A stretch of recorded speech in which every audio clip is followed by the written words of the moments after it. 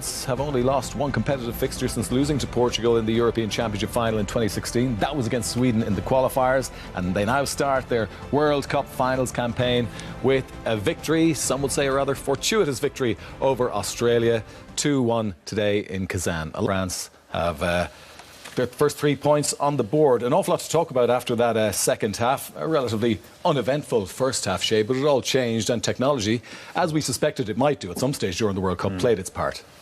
Well, I mean, ultra cynical, you could say 2-1 to technology. France got the victory. They got both goals on the back of technology. Now, the second goal for me is black and white. It's a goal, that's it. Now, the first goal is up in the air for discussion, probably amongst the three of us. But for me, my initial thought was that Risdon got to touch the ball onto Griezmann, and he's gone down, and I think he's follow through, maybe has clipped Griezmann, but for me, he's definitely got a bit of the ball. Now then, the referee goes to the VAR, the guys in the hut or wherever they are, looking at, there's four of them trying to help out, they're all mic'd up or whatever. He's gone and looked at the screen, and then he's come to the conclusion it's a penalty. Now, I still don't think that's 100% penalty for me. I believe that Australia are hard done by that decision. OK, and of course, one of the issues, and I know, did you have this concern, is the length of time these decisions take from the referee initiating the review. And I think it was about 1 minute 27 seconds or thereabouts, which is a fair old amount of time. Well, I think it was pretty quick, you know, compared to other incidents we had last year in the Confed Cup. I'm with Shay on this one. There's another replay we see in a second when it shows that Risdon clearly gets a touch to the ball, and once he gets a touch to the ball, I don't think he can give a penalty. Yes, he makes contact, but it's his follow-through that actually makes contact with Griezmann, and it's an accidental coming together in the box. So we don't know exactly what the referee's looking at. We don't know the exact pictures he's seeing, because there's one of the pictures that looks like he's not touched the ball, but the very first, when I seen it live, I thought he's definitely got a nick in the ball, and we'll see an angle shortly that he definitely can see the ball, you know, change. Yes, this is the one. You can see the ball. It's taken us 3, 4, 5 angles, and we were to and fro on different angles as to what exactly happened. I think he's eventually come to it. I think it's harsh. I think it's really, really harsh, because we can clearly see on that angle that he got the touch, but has he seen that angle? We're not so sure. But the guys in the studio should have seen it, and if the referee makes a call, it's an incredibly hard call for the referee, and I don't blame him. Well, he came to the right decision, actually, because he didn't give it. But for me, it's hard to accept when you've got 4 guys sitting there, they watch it, they've got all the angles, and it took them 90 seconds because they obviously looked at all the angles probably 2 or 3 times. Then they don't make the call, which tells me that they are not sure, because if they thought it's a penalty, a clear penalty, they would have said to the ref, give the penalty. So he's having a look himself, and then you don't know, or we don't know what they showed the referee, because you need to see the angle from behind the goal where it's clear that he gets a touch. Once he gets a touch, I don't think you can give it. And in the VAR rules, I think it's only about 60 odd pages. Yeah, we've just been piecing through them during that. And it says grave mistakes or clear errors. Yeah. Now, is that a clear error? Even if he doesn't get a touch, because the contact afterwards, if you can see that replay again from behind the goal, it's an accidental coming together. You know, he went for the ball and it doesn't make contact, and then the contact, when he does make, it's accidental. So, you know, for me, it's not a clear error. And I think, I agree with the lads, I think Australia is very hard done by. Yeah, the one thing I will say, the referee went to the pitch side position where he can review the incident, and it's lined up for him by the people at the VAR position in Moscow.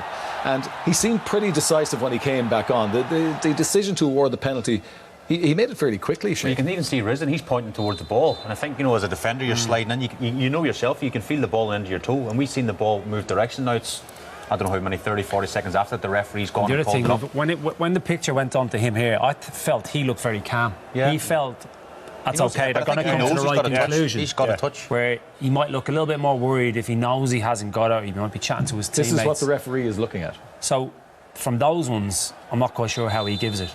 I'm really not, because it's the next one that we've seen, which was the conclusive one that Diddy's already mentioned, behind the goal. This one here, clear touch, deviates of the ball. And there's still no contact here, and the contact is now. And then, you know, if we've just seen the replays, if he didn't see that replay, because that's the most telling one, and it's clear that he does get a faint touch to the ball.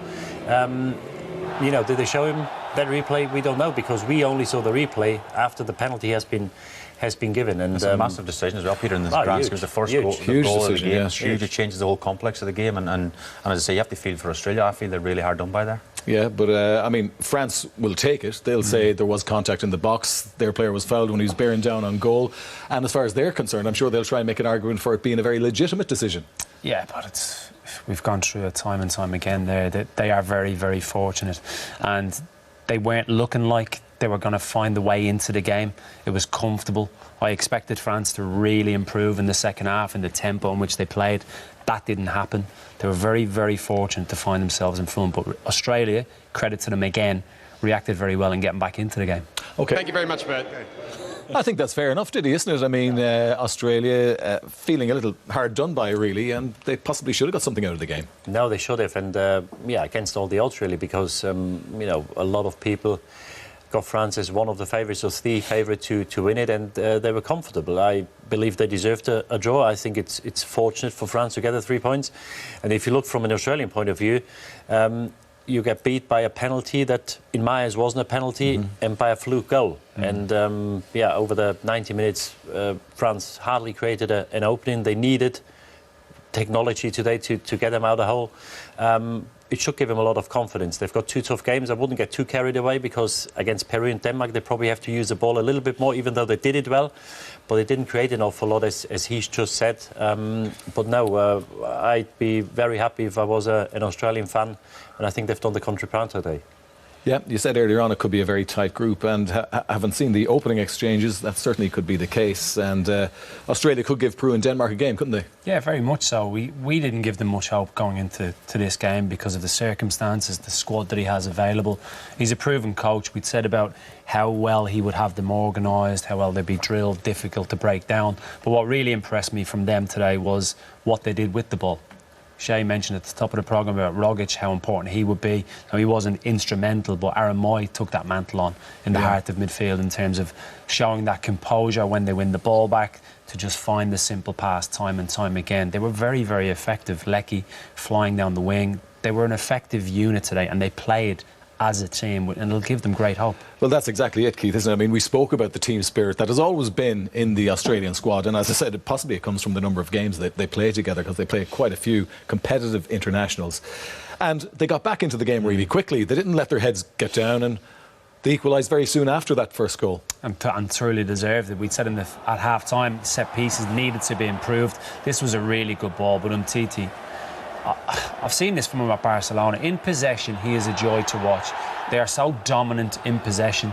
Jednak, not the greatest penalty by any stretch of the imagination, slots it away. Fortunately for him, Lawrence goes the other way. But going back to Umtiti, defending-wise, not used to defending, really isn't. They're that dominant in possession that when they're called upon, latter stage of Champions League for Barcelona, as this tournament goes on, him in particular, he's more interested in when he has the ball, where he needs to focus, like Kante does in doing the ugly side of the game. It's important that him and Varane provide that security as well. Just referring to the penalty, Shay, I'm delighted we have a goalkeeper here with us, because, and I know yourself and Diddy had an exchange there shortly after that penalty. It wasn't a great penalty by Jednak, and the suggestion was made that maybe if Lloris made his decision a little bit later, it would have been an easy one to save. Have you to make up your mind before the ball is struck, or can you wait? I think you need a bit of luck. I think we all, as goalkeepers, we watch videos leading up to games. Where is his favourite position to go? Where does Jednak favour? Blah, blah. But you're in the moment, you got to try and, you know, pick a side and go. Indeed, he said off air, he was saying, well, it's a poor penalty because it's not gone in the side net and whatever, but it's a good penalty for me because it's gone into the net. Doesn't matter how it goes into the net. You know, if the goalkeeper goes the right way, then he's got a chance of saving it, yeah. But I think subconsciously some of the players, and Didi maybe thinks Jednak isn't good enough, but you can subconsciously see the goalkeeper with the corner of your eye as you're walking up to strike the ball, and then he just strokes it into the opposite corner. Does the situation change for a goalkeeper in a shootout situation where you have to face a minimum of 5 penalties? And I always think that at least 1 or 2 of the players are going to take bad penalties. I just think you need luck. I mean, go back probably to the World Cup final when Buffon they went to a penalty shootout and they won the World Cup, and Buffon never saved a penalty. I think maybe had the crossbar or something, and you just need, as a goalkeeper sometimes, I mean, obviously the famous penalty save with Paki Bonner was the Timofte one, and he saved it, and as a goalkeeper it's your opportunity to become a hero, but at the same time, on the big occasion like that, you do need a bit of luck as well. One thing about Australia, Didi, in their World Cup campaigns, more often than not they score, even though they've lost and have failed to get out of the group phase more often than not, but they do get on the score sheet, so they have a chance in this group.